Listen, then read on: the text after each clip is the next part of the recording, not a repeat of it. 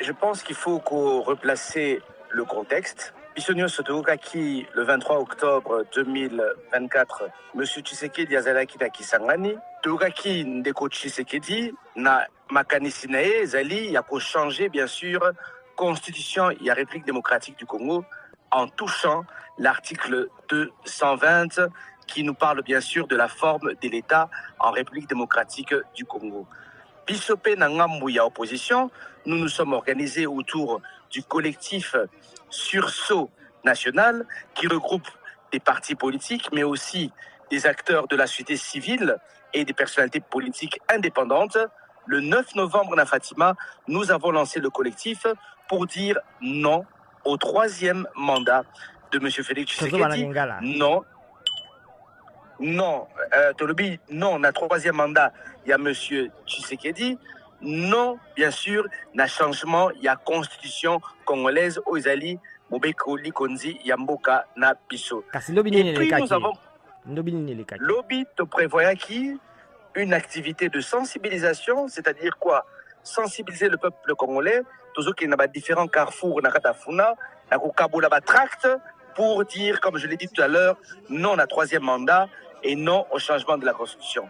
Malheureusement, nous avons vu tous qui interrompu naba policiers, comme Libiso wana, Sengi biso to panzana, to yebisi bango, selon article 26 de la Constitution congolaise, nous avons informé l'autorité urbaine que nous avons une activité. Et la seule chose que l'autorité urbaine a fait, et l'autorité urbaine a commis ça, et Zali Kaka, pour sécuriser l'activité de biso, selon bien sûr article 26 de la Constitution congolaise. Malheureusement, Tokutani n'a pas policier moko très irresponsable, policier commis ko brutaliser militant na biso, beti maman Bernadette Tokwaulu, beti bandeko na biso musuzi ya basi, ti eko kanga bango, bakangi pena honorable Sesanga na cameraman na journaliste musuzi malheureusement. Et l'autre Pessibiso basi mingi na motema, ils ont pu être libérés 4 heures après, mais et l'autre lobby na peuple congolais, base à la kimia, nous allons continuer l'activité na biso ti na suka ti M. Tshisekedi akotika makambo oyo ya changer constitution ya Congo.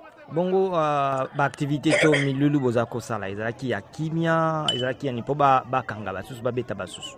Mais qui ne sait pas aujourd'hui que M. Tshisekedi s'est transformé en petit dictateur? Nanaye bien ôté. Na kokanga ba opposant. Makasi na lelo zali kokanga ba opposant, ko kimisa ba opposant libanda mboka.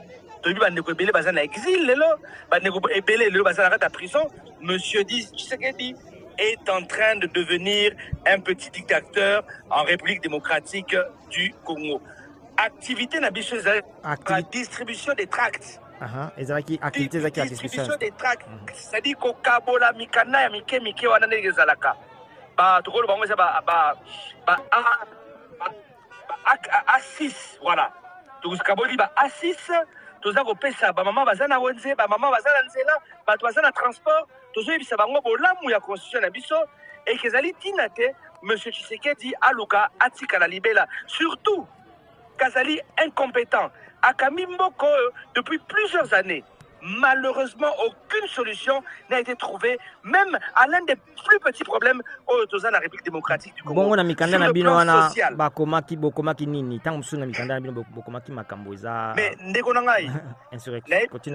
Mais nous sommes dans un régime d'information et non un régime d'autorisation comme c'était le cas à l'époque de Mobutu.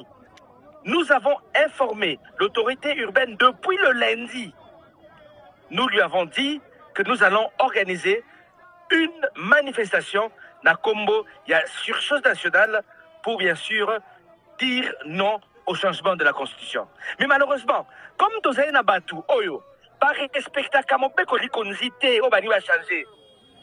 C'est pour cela qu'ils ont envoyé les militaires, pas menacés, pas militants, pas karanga, pas honorables, Denis Sanga, na maman Bernadette Tokwaolu, na ba journaliste Moussouba Kangamaki, na ba caméraman Moussouba Kangamaki.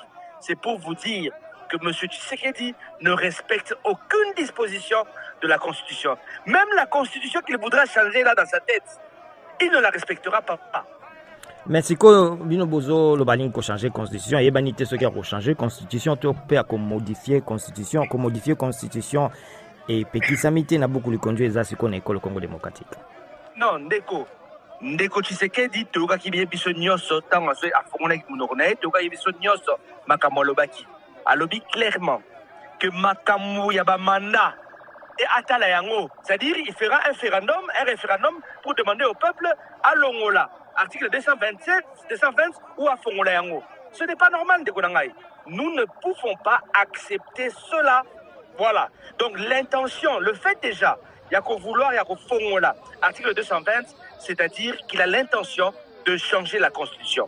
Kasi toyoki ete basusu bako sala mokolo lobby mokolo mposo bako sala marche na bango pe pona ko spesa maboko na makanisi ya mokonzi mbuka ko bongola buku likonzi ekonoma na bapaya eza ya bapaya eza makambo belé na kati epekisi ko mboka. Mais vous comprenez aujourd'hui que République démocratique du Congo est commis dictature. Tant ou UDPS basala ba activité na bango au la police et kotumisa bango te. Et ça kaka opposition. Ce qui est sangani, cette opposition au bengaka opposition à pété. Opposition à Nzala, nenge Tshisekedi bengaka biso. Ce qui cette opposition à Nzala a s'organiser à tinaka armée, à tinaka ba service de sécurité, ba aner, ba ya kobeta ba militant na biso. Ezali mawa mingi to comprendre que monsieur Tshisekedi azali kobanga opposition et s'organiser. Mais nous lui disons ceci, de continuer l'activité Nabiso de manière pacifique, de la manière Nenge Sengemaki, la conscience congolaise, nous allons continuer et mettre projet Naye hors état de nuire de la République démocratique du Congo. Voilà. Bongo et mon unité le kola ke bozo banga bino bozo banga référendum c'est seulement baloba constitution kalana constitution sikabolingi nini mon unité bongo te. Nakosenga na ndeko na ngai tolo banano clairement. Tant où UDPS a organisé l'activité, ils sont sécurisés par la police. Tant où biso opposition, tous organisé l'activité, tous allés brutalisés par la police. Dites-nous, qui a peur de qui? Tous à la claire ndeko na ngai. Qui a peur de qui? C'est monsieur Tshisekedi qui a peur du peuple congolais. Ndeko na ngai, je veux vous dire une chose. Et lokowana ekotika la kaka na mutu ya monsieur Félix Tshisekedi ekotika la rosala matin en République démocratique du Congo un changement de constitution na koyebi ça va congolais boye. L'article 220 c'est le seul article aujourd'hui qui protège le peuple congolais d'une médiocrité prolongée. Nekonanga, s'il n'y avait pas cet article 220, on aurait encore aujourd'hui Kabila entre les pattes. Les loyaux, monsieur Tshisekedi aura peut-être 10 ans de pouvoir. Mais imaginez-vous ceux qui ont acquis l'article 220. On pourrait l'avoir pendant 30 ans. Avec l'incompétence, il y a régime naïe. Donc, et le Kwana, tout ce qui est le peuple congolais, s'il vous plaît, souffrance d'abisso et l'équipe déjà makasi, tout ce qui est le pouvoir moko, bazali incapable, il y a coupé d'abisso, banzela ya malamu, soins de santé à malamu, éducation à malamu, collier ce peuple congolais à malamu. C'est un gouvernement, bien sûr, oyo et perdre na makambu nyoso. Ce sont des personnes oyo tokiko sala na bango confiance à mokete. Bongo beaucoup li kozine. Nasuka na rolo baboy. Nasuka dangana lo baboy. Olobi nini? Loba non. Loba yo. Na lobi boy ndeko nanga. Soki monsieur Tshisekedi a s'entêté na kosima article 220 ya constitution congolaise.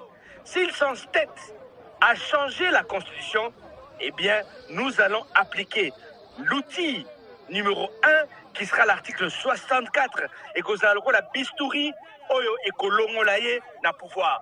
Si M. Tshisekedi ne respecte pas cette constitution, nous le disons clairement, il quittera le pays avant 2028. Tokomi na suka ya mission mais na kati ya lingomba na bino ezampi na bato basenga kal to bona ka ba maître Delice sanga na basusu basenga rapé ba bongola makambo susu na constitution lokola pe basusu na opposition bongo constitution bozolo baba basimba te basa yango peza parfaite za penza kitoko ba ko bongola ngote na bokuse penza bon so ba bongola beza na bokuse na koloba boy ndekona. Constitution congolaise a des faiblesses. Nous le reconnaissons. Ok? me nakoyebisa bino eloko moko ndeko na ngai